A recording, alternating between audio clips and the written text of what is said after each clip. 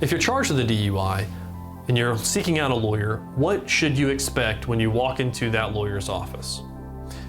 By the time you walk into that lawyer's office, by the time you leave that office, you should expect to be calmed down. You should expect to be given honest answers. You should expect to have that lawyer listen to the facts of your case. Now, generally when a person comes in with a DUI, unless they've had multiple DUIs, it's usually a very trying time in which they don't know even the questions to ask. So a lot of times your lawyer should take the lead and say, hey, this is the things that you need to know. Let me talk to you about the courts in Kansas. Let me tell you how they work. Let me tell you about which court you're in and what it's like. Let me tell you about, the charges in which you're facing. How serious are they?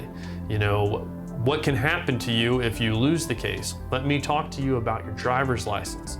Tell you about, how the driver's license hearing works. What can happen at the driver's license hearing? What evidence can be presented? What is the worst case scenario for your driver's license if this thing goes south for you? Also, you want your lawyer to, give you the information you need, but then also take the information that you are giving them and digest it.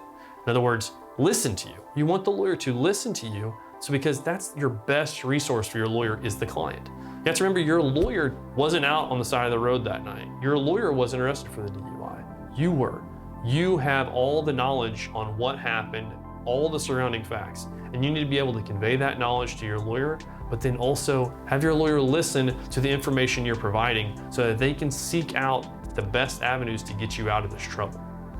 If you're sitting down with a DUI lawyer and you walk out of their office, you should have more information than whenever you walked into the office. You should have less questions than whenever you walked in the office. You should have less angst about what's going to happen to you. You should have a feeling when you walk out of the office that things are going to be okay, or at least you're going to have an idea of what the worst case scenario is.